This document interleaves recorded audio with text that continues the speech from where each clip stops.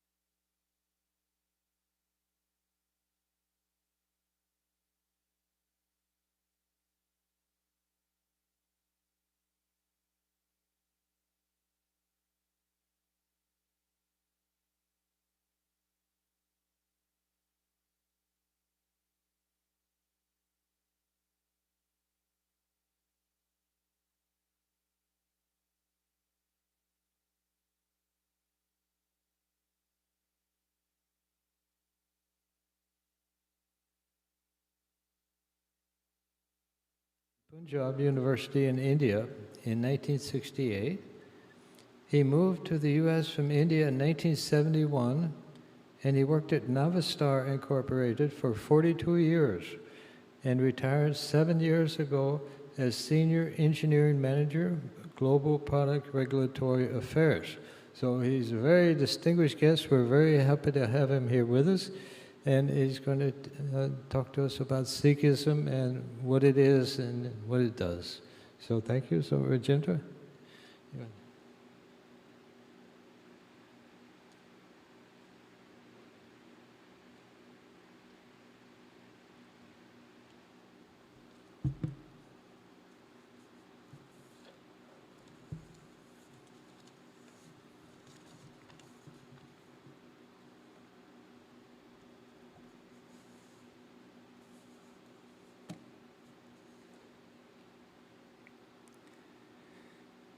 एक ओंकार सतनाम करता पुरख निर्भव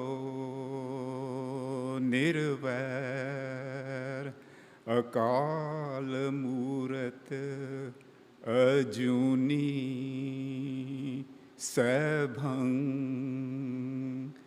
गुर प्रसाद वाहे गुरु वाहे गुरु वाहे गुरु वाहे गुरु। वाहे गुरु जी का खालसा वाहे गुरु जी की फतेह। Namaste. Good afternoon. My name is Rajinder Singh Mago, as Swamiji mentioned. And I'm going to talk to you a little bit about who the Sikhs are.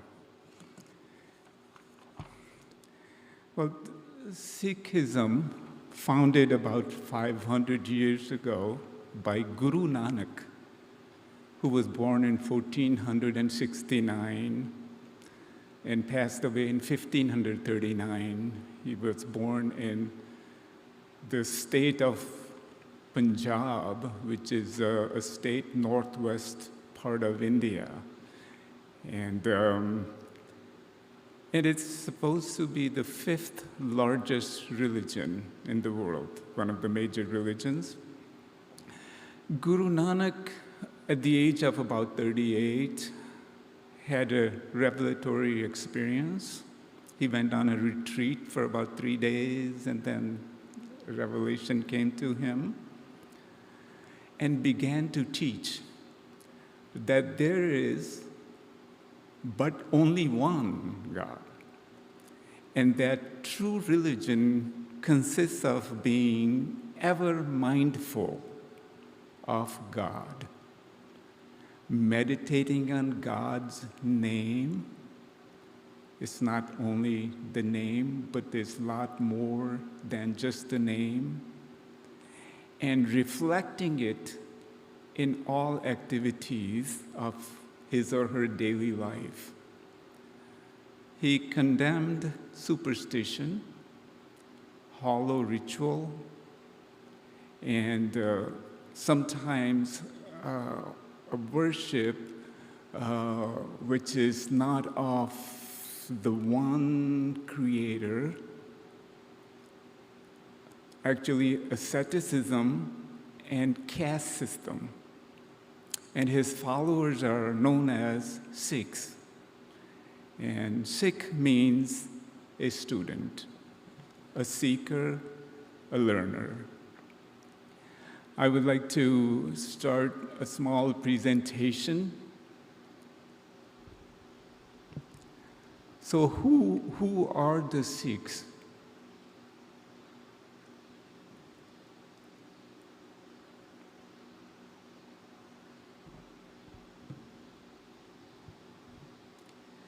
Who are the Sikhs?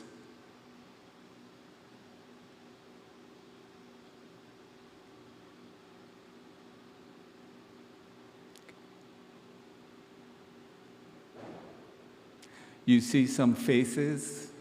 These are the people who are the Sikhs. Okay.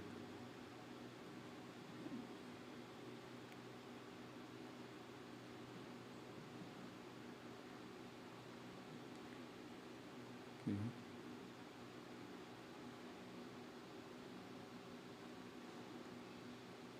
Okay.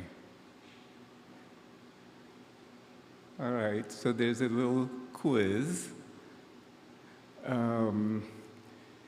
This is, I apologize, this is geared towards totally basic for people who don't know anything about it, and basically local community.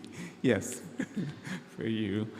Many people, when they look at me, I have a beard, I wear a turban, and I look a little bit different. So Sikhism is a sect of Islam, some people might think, or it's a sect of Hinduism, or it's a blend of this and that, or it's an independent path.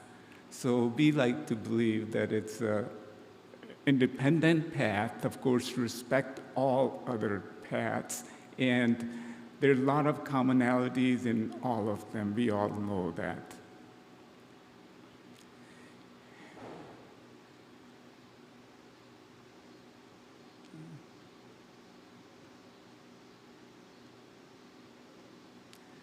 So, it's not working.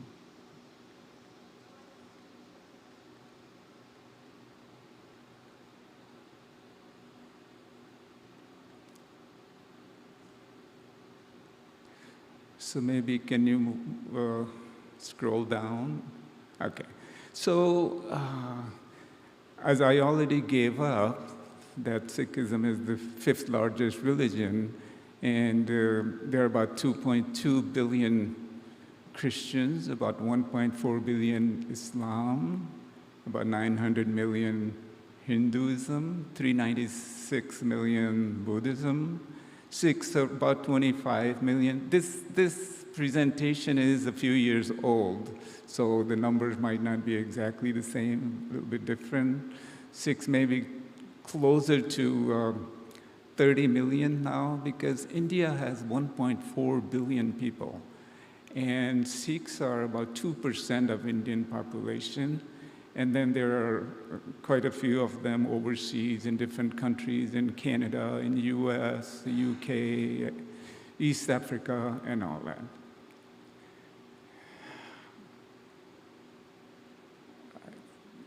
So some history. Okay, so are you going to?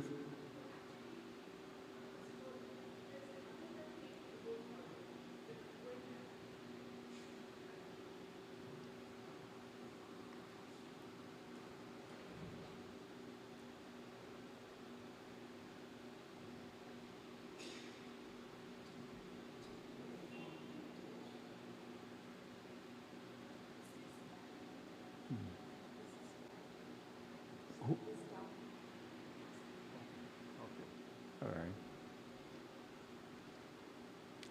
So some history about the Sikhs coming to U.S. So they were, of course, from Punjab in South Asia. Everybody knows why people of that area are called Hindu, because there's a Sindhu River, River Sindhu, and the people on the other side of Sindhu River, they could not pronounce the S sound, the S sound. Like here, J-O-S-E is Jose, and not J-Jose. So same way, they could not pronounce Sindhu, so they called it Hindu. So anybody on the other side of the river were called Hindu. So that's why even the Sikhs were called Hindus here long time ago in the early 1900s. So Punjab, as I said, is the state in India, and people came from there, the Sikhs, basically, about turn of the previous century. As you see, a lot of them moved from Canada and BC, British Columbia area, and down towards the California side, and a lot of them were farmers, and they started farming. On the right-hand side, you see a building that is a Sikh Gurdwara, a Sikh place of worship, in Stockton in California. That is supposed to be the first ever Sikh place of worship in early 1900s in Stockton. And then eventually, when they got into the normal social life, in the beginning, most of them were just doing farming in that part.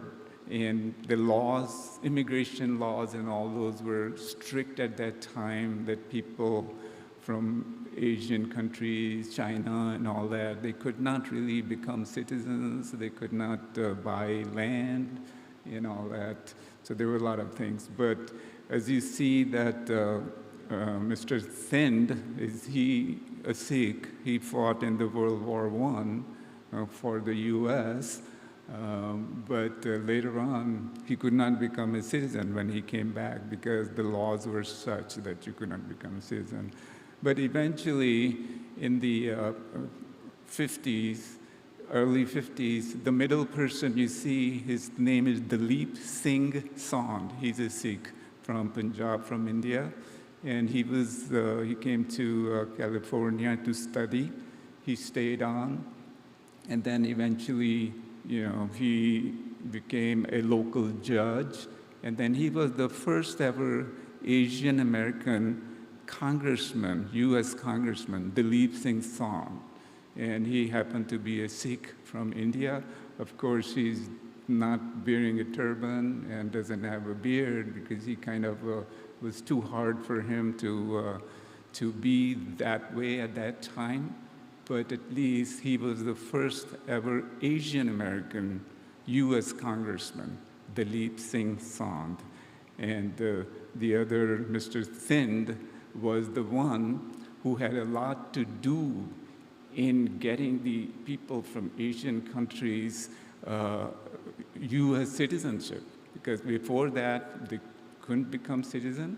And he is the one, after fighting World War I for the country, he could not become citizen, so he sued, filed the cases, so his thing was going on for a long time, and eventually he won. So, and after that, then, things changed and people could become citizens. So what are the Sikh values? Sikh values believe in there's only one creator, there's only one God. And he loves and sustains all humanity, equality. So there's a gender equality, religious equality, racial equality, all kinds of equality, because at that time, back there in India, there was a caste system. It's illegal, but it's still very much in there, even at this point. It's ingrained in the culture and the civilization of that part of the world, the caste system. So the Sikh gurus wanted to eliminate that, and they said that, we are all of the same light and same created equal.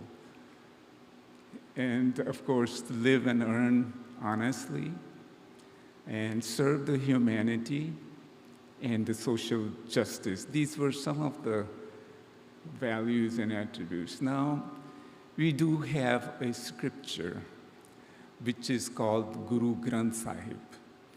And this was founded on the teachings of 10 gurus. I will go on those things a little bit later also. Founder was Guru Nanak, who was born in 1469. And after that, there were a total of 10 gurus, because when his end came, he transferred the guruship to this number 2, 3, 4, 5, and 10. So the last one passed away in 1708. So Guru number 5, Guru Arjan, he collected the teachings of the previous 4 gurus, and he was 5, because they all said things, they composed verses and teachings, and he collected those and compiled them into a book and a scripture. which is called Granth. Granth is any holy book or scripture. And what he did, at that time there were not 10 gurus, there were only 5. So he collected the 4, and he wrote a lot, he composed a lot. So number 5. So, and he collected teachings and what we call Guruvani, teachings of other scholars and saints of that region who were well known and irrespective of what religion they were from. They were Hindu, they were Muslim,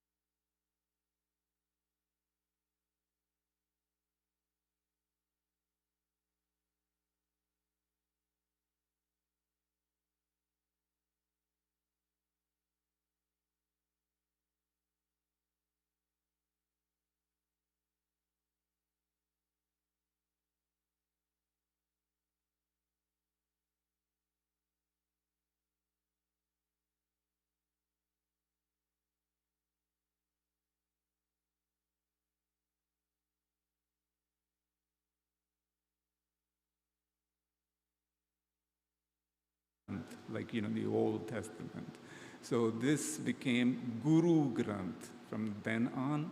So after that, for the Sikhs, there's no human person guru.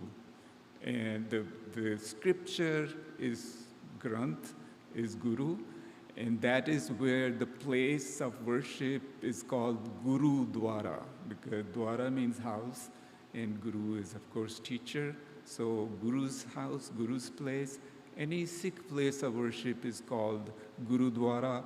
And if you go to a Gurudwara, Guru Granth is kind of set up in a pedestal, and there's a canopy, and there's altar, and all the focus and to learning is toward the Guru Granth at that time. And that's supposedly presiding the whole congregation, Guru Granth Sahib. And if you go to a Gurudwara, what's going to be happening there, the services are singing verses of we call it Kirtan. Kirtan is kind of praising God glories. So all this 1,430 pages in that book are kind of written by 6 of the Sikh gurus, and rest about 30 other non-Sikhs. Some of them were Hindu, some of them are Muslim, some had no, some names are Bhagat Kabir, Sheikh Farid, Bhagat Namdev, Ravi Das, these saints at that time, they have all their writings, selected portions of their writings included in Guru Granth. So when we bow to the Guru, we bow to all those gurus, all those saints and scholars, because they all believed in only one God. And of course, the Sikh identity has been, service to humanity has been a big part in Sikh community, Sikh faith, to serve, protect, and be held accountable. That is our ethics of being a Sikh, because we believe that everyone is equal, they're all God's children, and everyone has right to live life and have good life, truth and justice. And then Sikh identity became making a commitment to joining the Khalsa community of initiated Sikhs. So in 1699, the 10th Guru, Guru Gobind Singh, gave another identity to Sikhs, where they would have an external identity and an internal identity. Internal identity is, of course, the first and foremost, remember God's name all the time. Naam Japo. Naam is God's name. Naam Japna. It's not repeating the God, God, God, hey God, hey God, hey God. That is not the meditation or Naam Japna in Sikhism. Eventually, what that is, to acquire the good qualities of God and the Creator, and trying on a path to become one like Him. I'm saying Him, but it's not a gender, so it doesn't have a shape in Sikh concept of God. And there's a living code of conduct and allegiance to the Sikh way of life and maintaining a distinct identity. And it can be done at any time in one's life, that you don't have to be 12 or you have to be born in that family or something like that. It used to be in that part of the world, a lot of Hindu families in the Punjab side, the northwestern part of India, they would make their firstborn as a Sikh.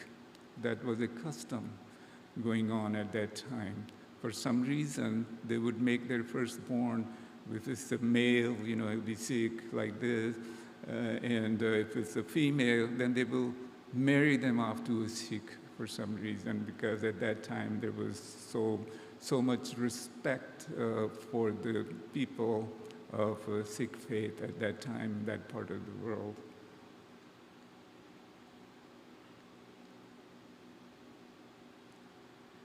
Okay, let's see. Yeah.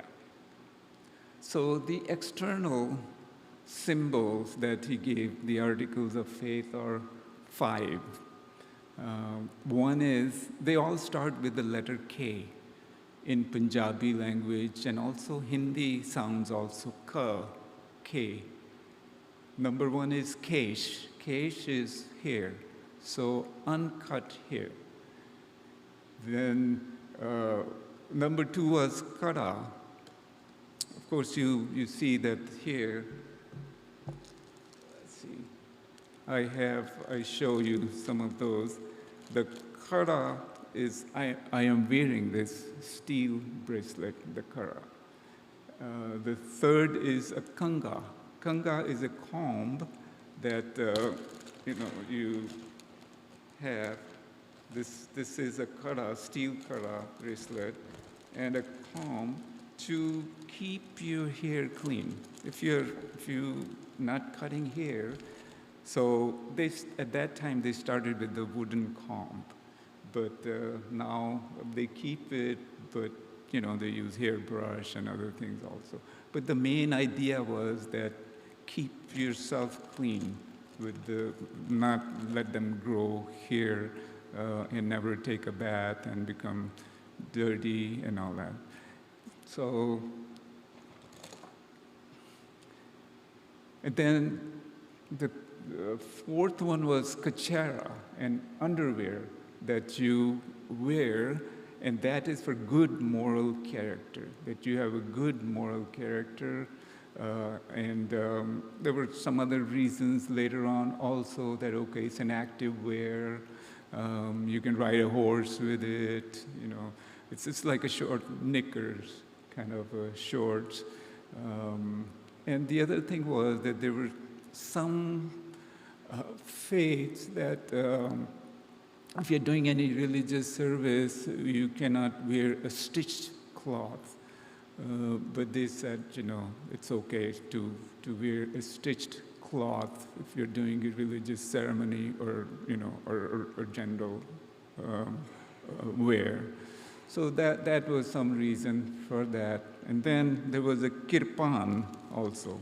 Kirpan was a small, at that time, in those days, it was 1699, where the situation was such that there were invaders all the time. Punjab is a border state. It was invaders from Afghanistan, Iran, Turkey. Every year they were coming, they would loot and kill, take everything, go back, and come back again next year with 1,000 horsemen. And then, so to defend yourself, they were recommended that you have a kirpan. But a kirpan is not a dagger. It's not a sword. Kirpan is kirpa an, kirpan. Kirpa means to be kind. An is to be able to save your honor. So this is what kirpan, and it never comes out for anybody who's a weaker, who's not done anything wrong, or for any wrong purpose, any immoral purpose. It never comes out, but it's there to protect the unprotected, the weaker sections of society. And these days, of course, it's just an article of faith. It's a symbol, and if you take it out, it's not even sharp. So it's you can't even cut anything with it. So this is a symbol, and what this symbol is to give yourself a courage, to instill courage on you to fight for justice, to have inner strength, and just self-confidence, and to be out there to protect the unprotected.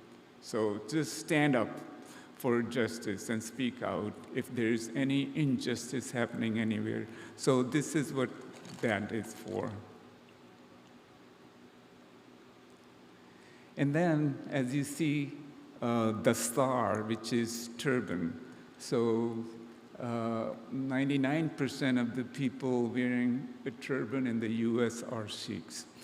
I have to make a statement because after 9/11, a lot of people have a lot of misunderstandings. And the Sikhs, they have to wear a turban because you're keeping hair, and you can't keep a little bun on your head, and it doesn't look good. So, and the turban is a part of taking care of hair and covering the hair and protecting them, keeping them clean and all that. So for Sikhs, it's mandatory to be wearing a turban. But for some others, only maybe clergy might be wearing it, and other normal people may not. So there were, it has been going on from the starting from the Iran hostage, incidents when they happened, and after that, then Saddam Hussein stuff happened, and then after 9/11 happened, and all those things.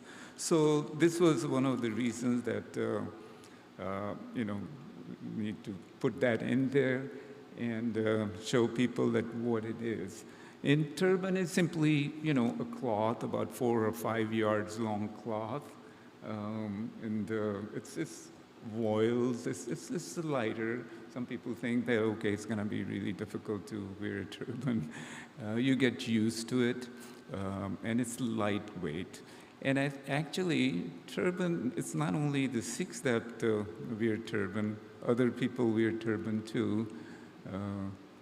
And these are like Sikh turban style that you see. You see little boys that they can't support a full turban yet. They're just, we call it patka, that they have just a flat piece of cloth and they wrap around their head just to cover their hair. As you see a bun on top, that is because they don't cut their hair, and but they need it covered and keep it clean. So these are different types of style that you might see the Sikhs in.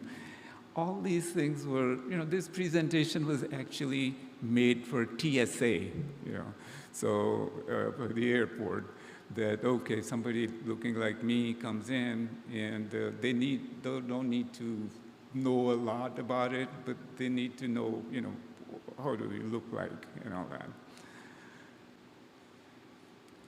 And Gurudwara, as I mentioned, that is a place of prayer, service, and learning. Gurudwara, Guru's place, Guru's house.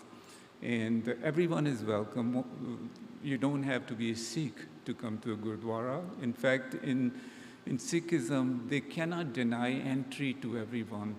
That became an issue for us for security and safety, because it's part of our culture, our religion, that everyone is welcome, because that's how the casteism was broken, because what was happening, that certain class of people won't be allowed into the places of worship.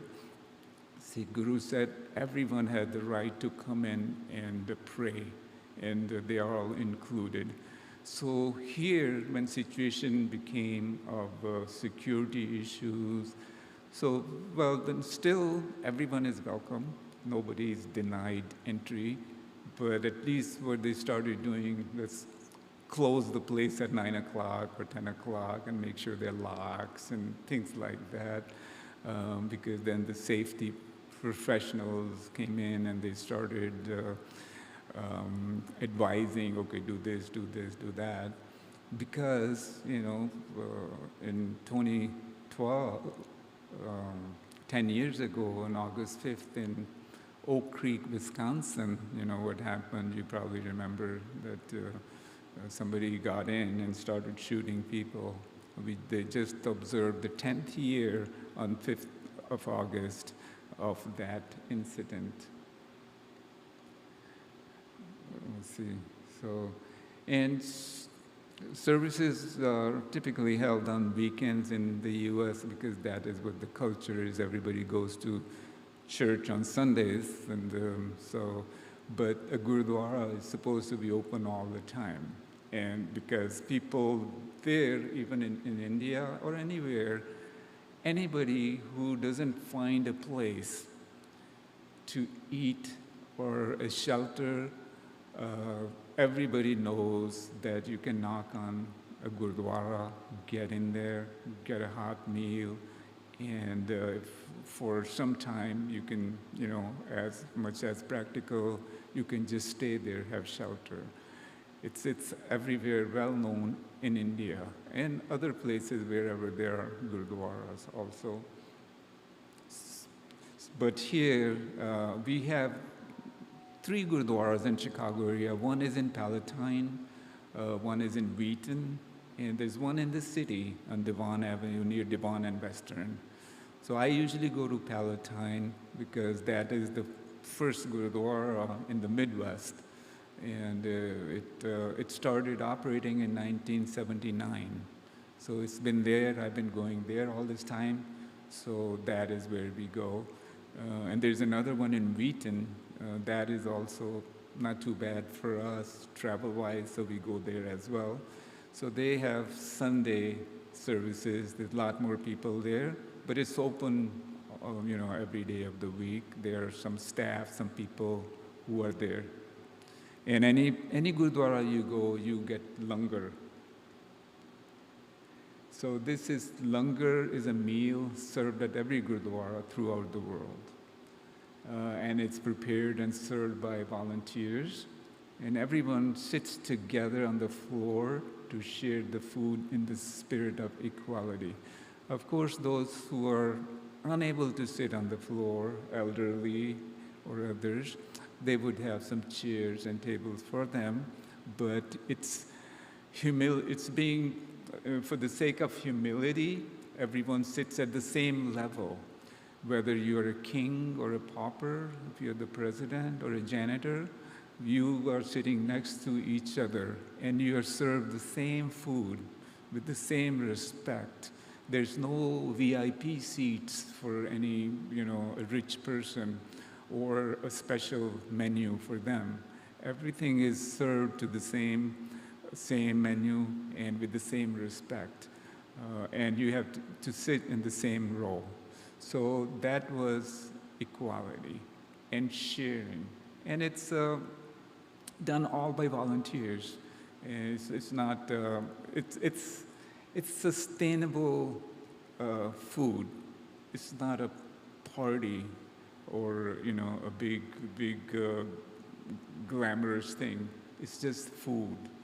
So usually it's an Indian food. You have flatbread, chapati, roti, and then you have a dal and a vegetable. It's always vegetarian food there.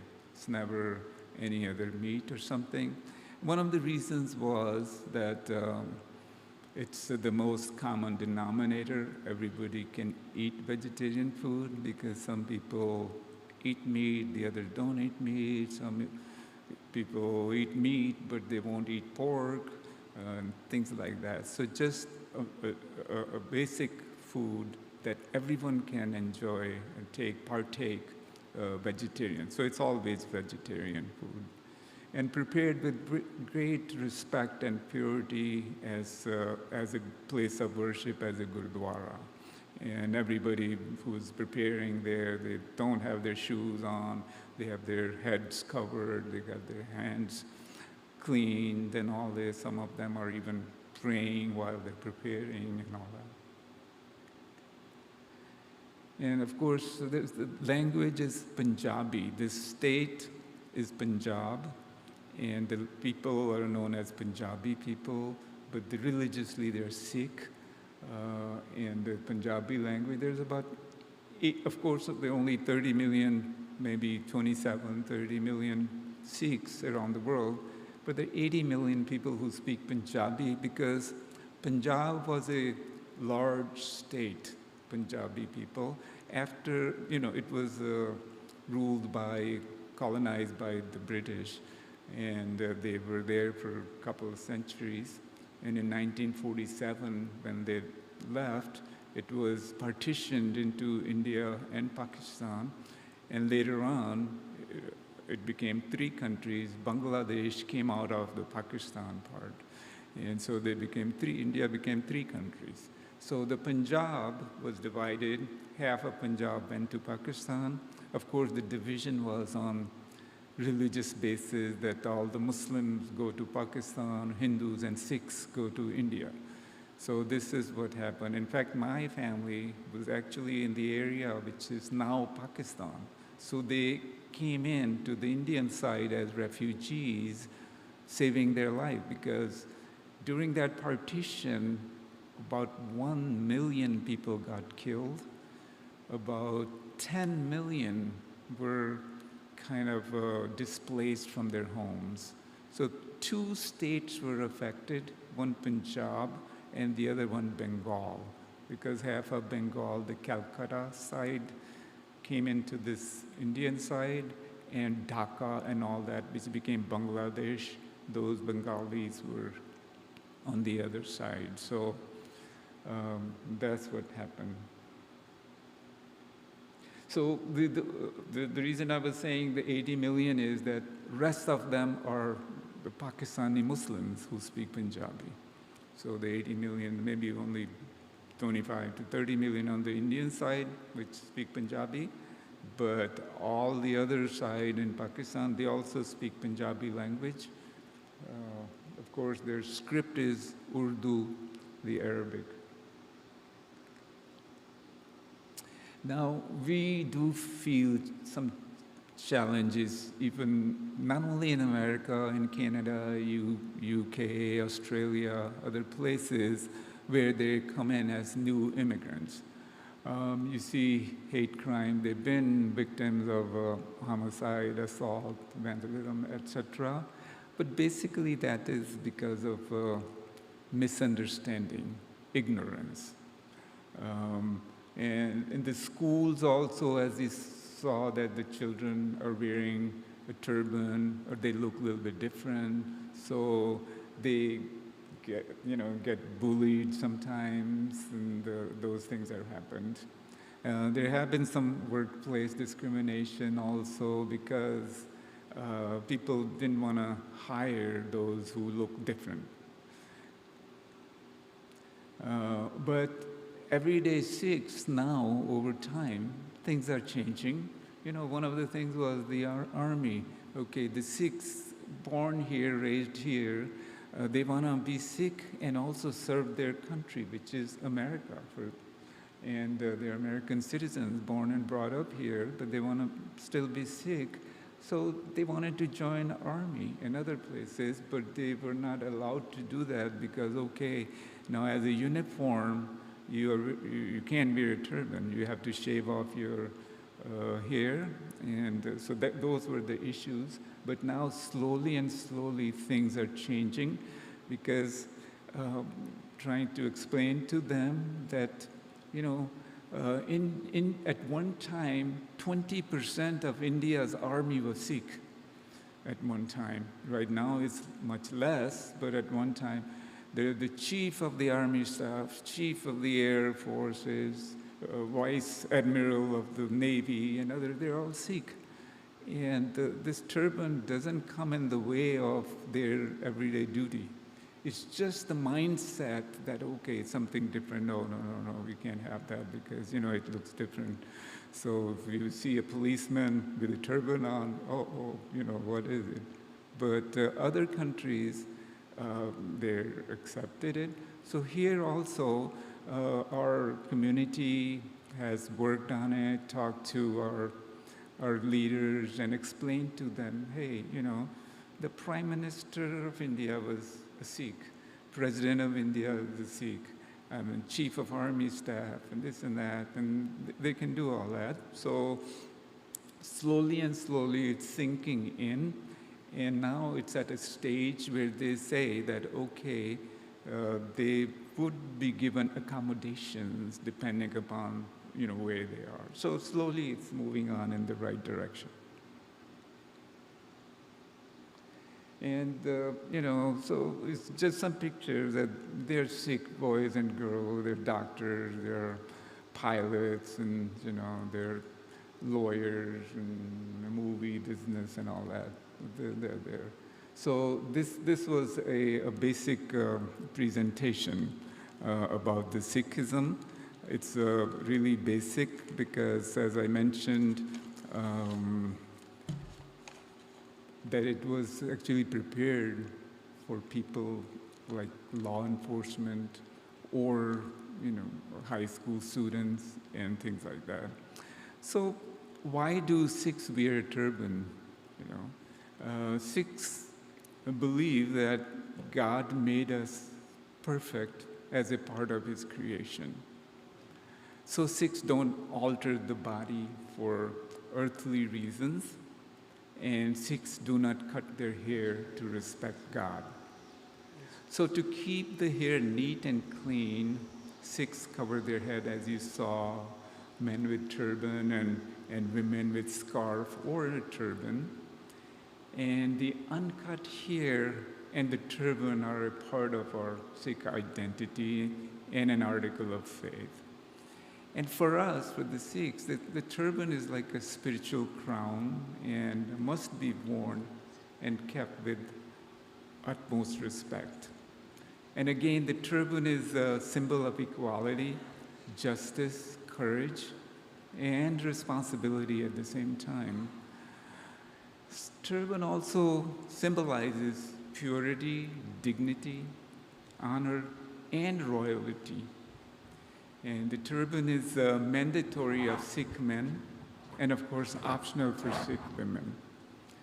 And some people may ask color, style, and size of the turban. It actually has no specific significance. As some people will say, okay, it's a blue turban, or red, or white, or something like that. It's not.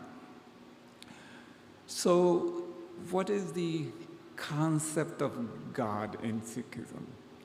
Concepts of God is, first thing is Ik Onkar. Ik means one. Onkar means creator. That there is only one creator. There cannot be two.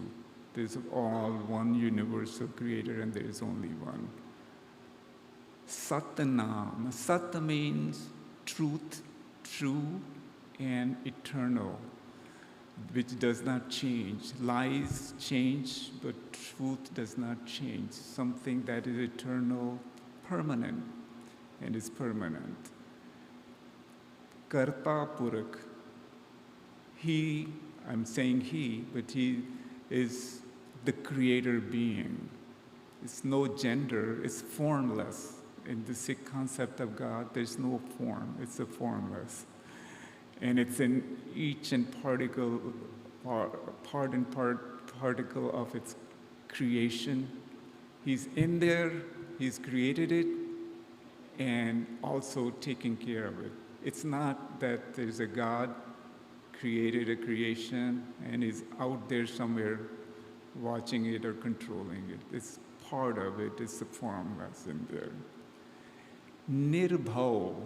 Nir means not, bhav means fear. He does not have any fear of anything because he's the only one at the top, supreme being, supreme soul. Nirvair. Again, nir means no, vair means enmity, antagonism. He's without any enmity or antagonism about anyone. That means he does not have hate.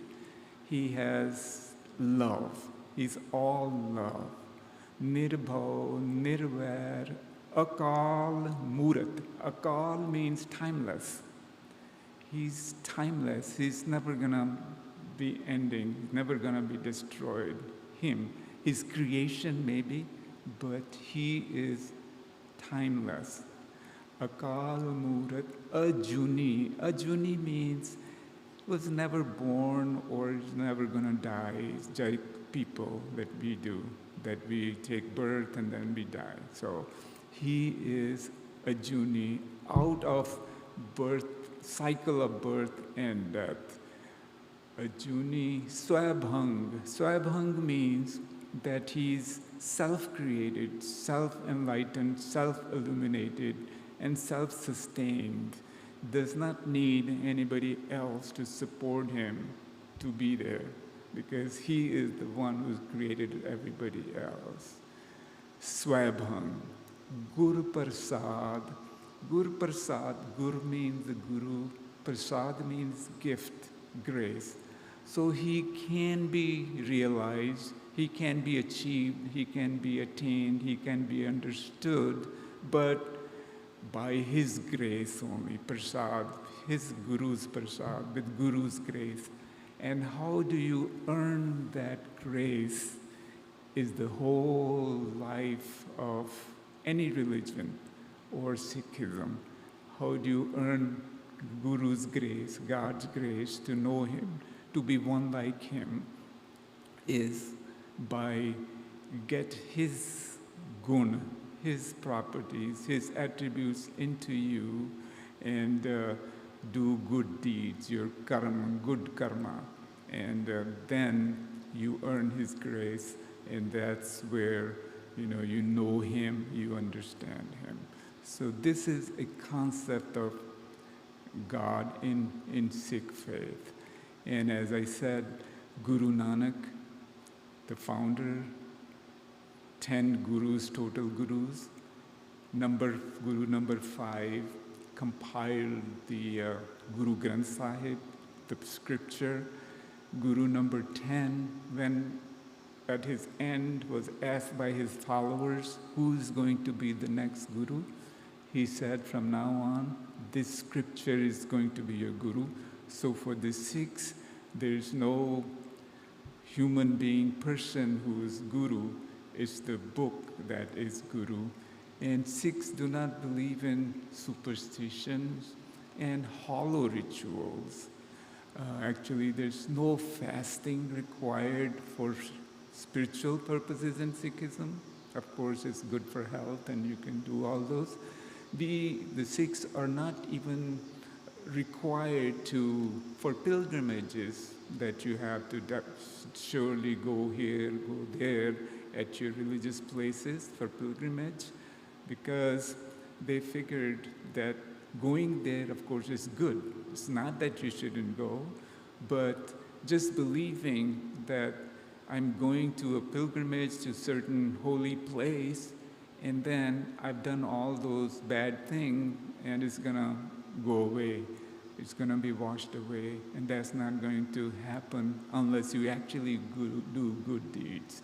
So some of these kinds of what we call karam kand, that they are just doing physical, mechanical things.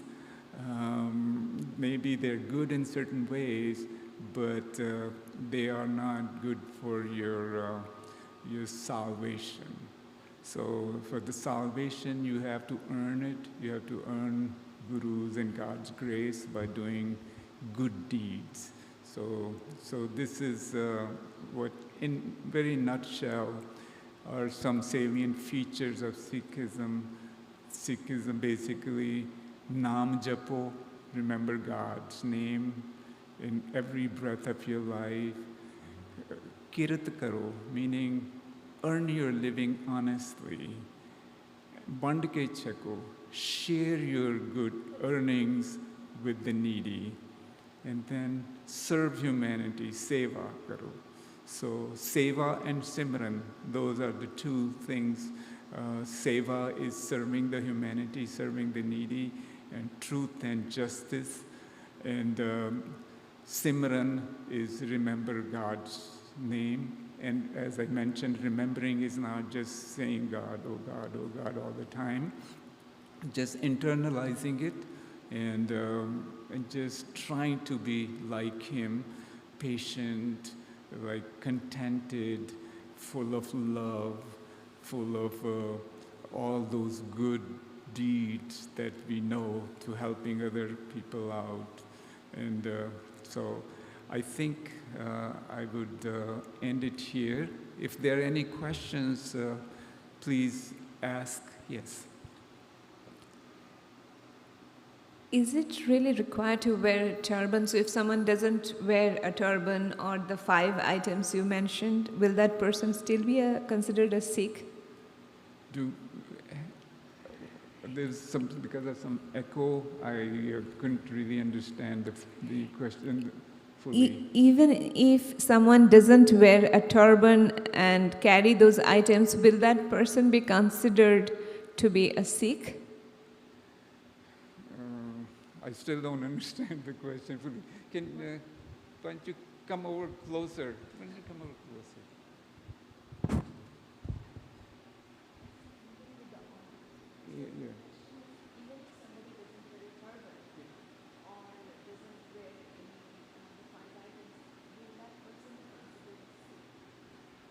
So there's the question is, if a person is not having the 5 articles of faith, which we say 5 Ks, 5 kakars, is he a Sikh?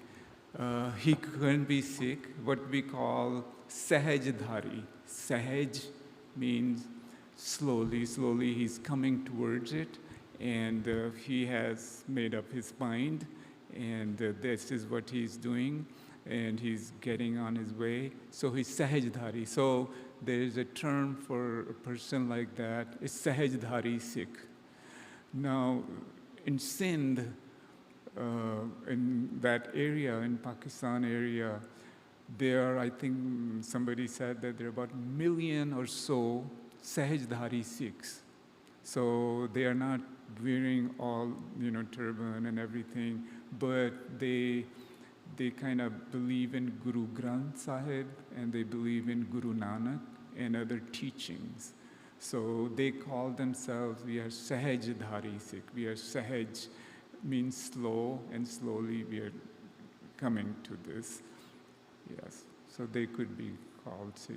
Of course, when things happen, when any religion gets institutionalized, institutions become, then there's management comes in, and then there's a building, there are the properties, there are people, and then there's discipline, and there's protocols. When all those things start coming, then the things become a little bit more stricter, because you have this place, there are management.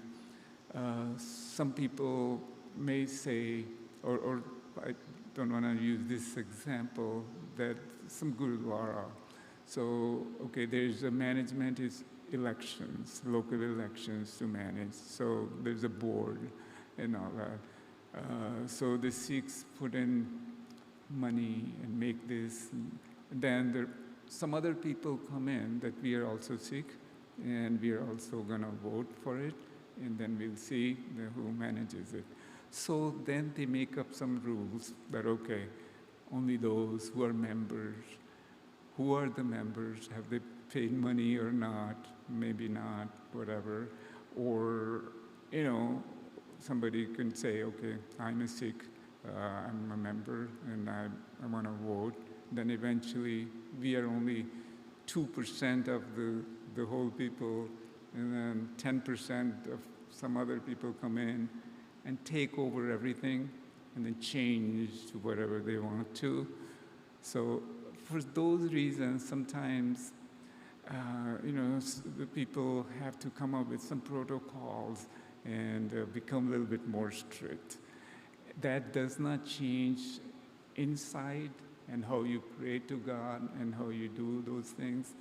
But for external worldly things, sometimes laws, rules, regulations, they are, in my mind, not spiritual.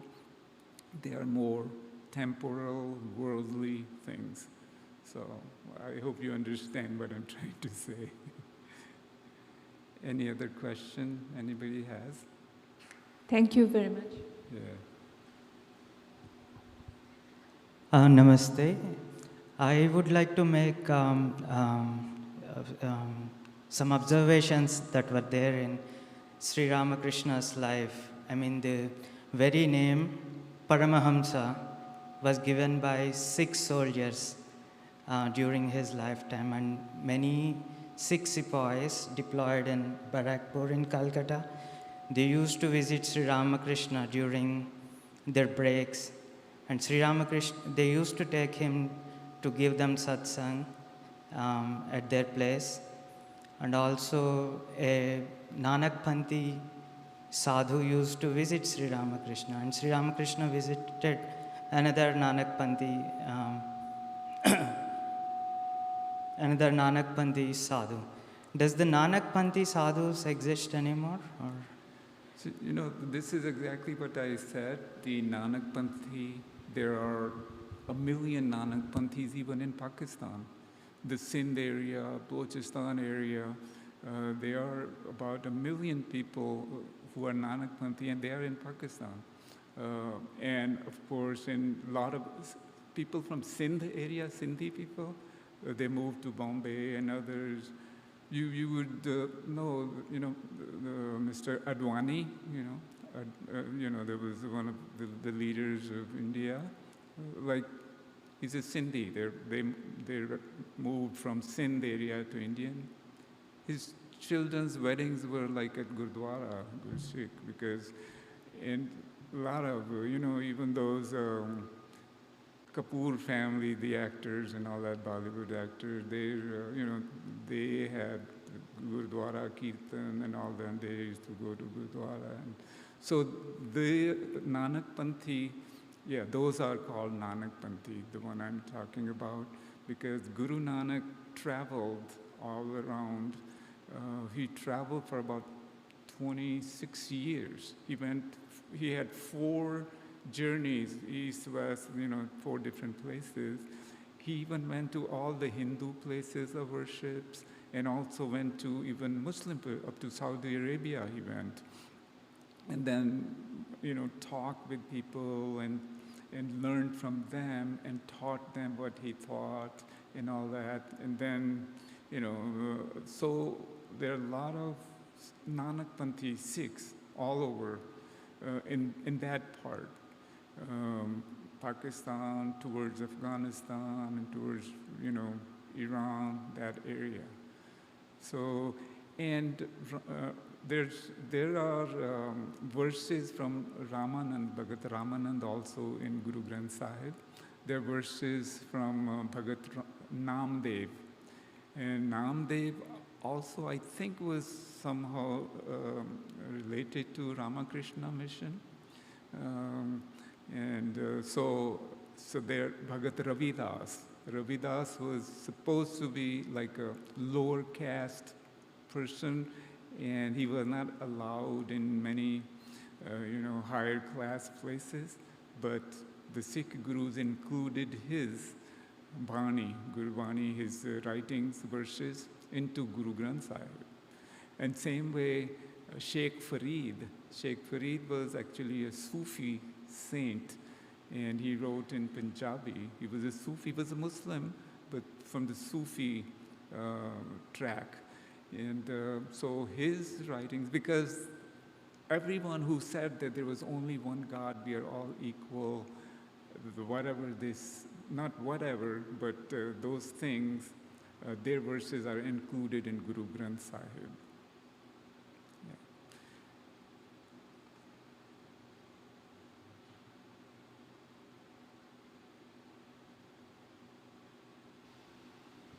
In a lot of the kirtans that Sikhs sing, you sing the name of Lord Ram.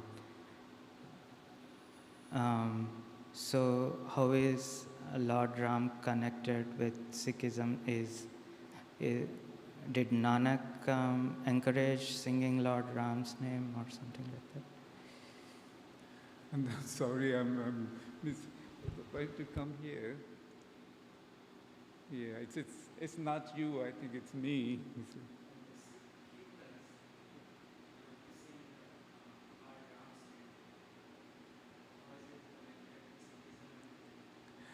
Yeah, so, all these names are names for gods in different religions are attributes of God.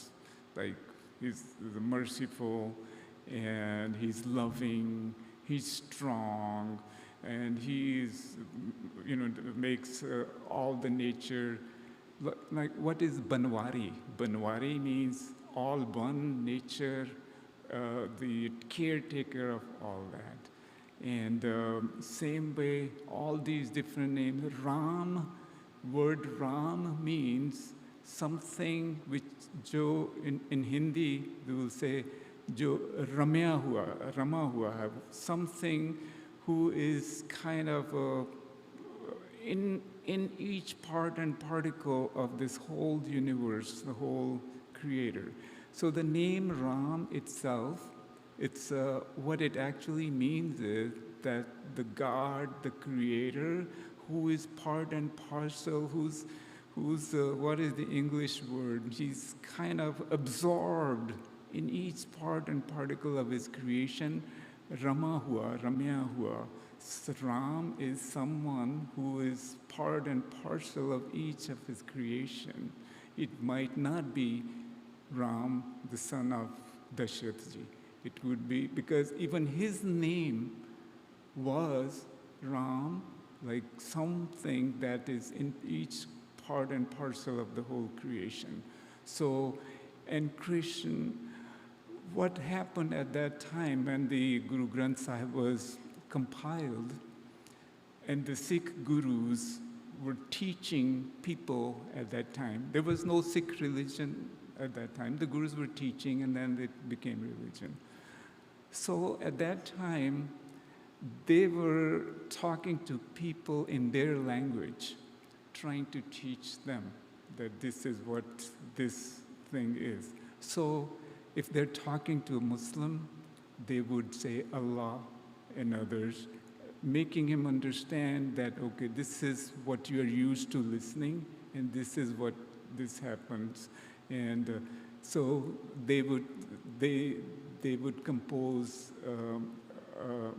a verse that Awal Allah Noor O Paya Kudrat ke sab bande Ek noor pe sab jag upjaya kaun bhale kaun mande. So if you're talking to a Muslim and if you're telling him, you know, Allah, because that is another name for the same thing, same God. Usi se, I'm sorry if I'm using Hindi here, उसी से ये सब कुछ बना है, उसी से तो कौन बुरा और कौन अच्छा होगा उसमें, you know, so एक ही ने बनाया है. So all those names, and then as I said, there are 15 saint scholars whose writings are in there. Now Bhagat Namdev, he was like a follower of I think Vishnu, and Beetle. I think the Beetle is the name for Vishnu or Krishna. So in all his writings, he was praying to his Beetle. So it is exactly same way in Guru Granth Sahib. Bhagat Kabir, he was, I think, born, Muslim and raised by a Hindu, and then he used both names. So whatever names he used, they are in Guru Granth Sahib. They didn't change anything.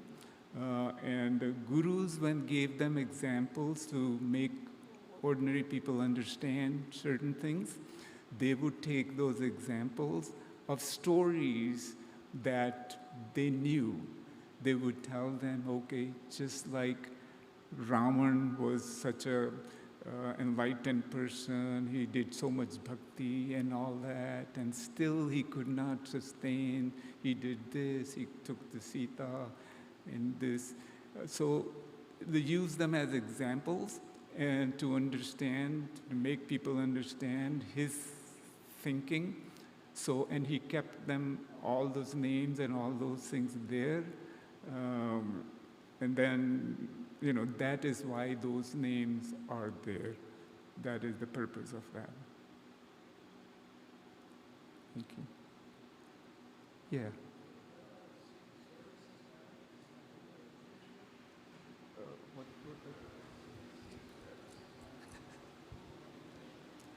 Yeah. So. Okay. Anyway, who are the Sikh ministers and what are the services like? Is it chanting or talks or what? Okay. One thing is that officially there's not supposed to be any clergy in Sikhism. Okay? So clergy means, and the reason they said you are all the same, and you don't need any intermediary between you and God, and you can pray directly to God. Your connection is directly with God, so you don't really need.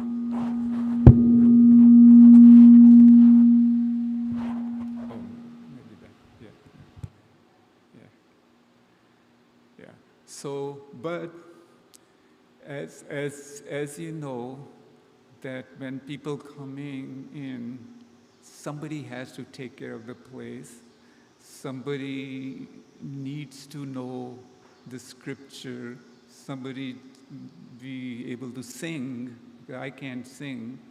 And they can remember the scripture and explain and expound on the ideas. So there are always these, what do you call them? So we call them Bhai Sahib, brother, reverend brother. So those are the people who would take, and caretakers of Granthi, we call them Granthi. Granth is the book, Granthi, the reader or the caretaker of the book. So in Gurdwara, the people who are staff, so to speak, who work there, who are religious leaders at that time, they're called Granthi because they take care of the Granth. And with respect, we call them Bhai Sahib. Again, the reason was casteism, because what was happening there is certain castes of people, they had total control over spirituality that ordinary people cannot. In the beginning, things were bad. Now it's not that much, but in the beginning, only certain class of people could go to school, learn religious ceremonies, and can do. Other people couldn't because they were different castes. So the Sikh Guru said, "We are all the same. You can do whatever other people are doing. So you can be a priest, so to speak. You can do this." So the other part of the question was what the services are. So if you go to a Gurdwara on Sunday, what you would see, as you saw in the picture, that the Guru Granth, the book, the scripture is kind of set up on a pedestal. There's one person sitting there as a caretaker, and then there's a group of singers. We call them Ragi Jatha, a group of singers. Raga, music. So the whole scripture, Guru Granth, is composed in ragas, in music. So they could all be sung into certain ragas. So that is very important for the Sikhs. So there's a group of singers, like in Jewish faith, there may be cantors, they're singers. So they would sing the verses from Guru Granth Sahib. People come in, pay their respect, sit on the floor, and they would sing along or just listen and meditate, and then, peacefully sit there and listen to the verses. And then somebody may expound on the meaning of what those verses were, and that would usually be main part of the service. And then the whole congregation would stand up, and there will be a congregational prayer. We call it Ardas. Ardas means a prayer, congregational prayer. Everybody would, stand up, and one person will lead that prayer. After that, the person who's leading the prayer or someone else who's sitting behind the scripture, he would open up the book at random and read the very first top verse for that, and that become the order of the day, the hukum, thought for the day, the guidance for the day. And after that, everybody is given prasad. Prasad is like a kada prasad. Kada prasad is something similar to what in Hindi you will call halwa. So it's made out of wheat flour, water, sugar, and just those 3-4 things. And then everybody is given that prasad, and that's kind of a blessing from the Guru that you came here. It's a blessing come hospitality. Everybody gets that. You don't have to be only Sikh. And after that ceremony is over, everybody walks over to langar. Langar is that food kitchen, community kitchen. That's where everyone shares a meal. So everybody is served free meal. That is served anytime anybody goes there. But for all Sikh services, end with eating together, breaking bread together. That's again sign of equality, that everyone is sitting together and everyone is served with the same respect. So if there's no other question, maybe I would like to thank Swamiji and all the staff and people and the program manager here, and people who are doing the hard part on the electronics, and giving me the opportunity to be here, and my wife. I really enjoyed. And every time I come and say something, I learn myself a lot of things, from you, from your questions. And when I say something to somebody else, then I have to think and learn myself.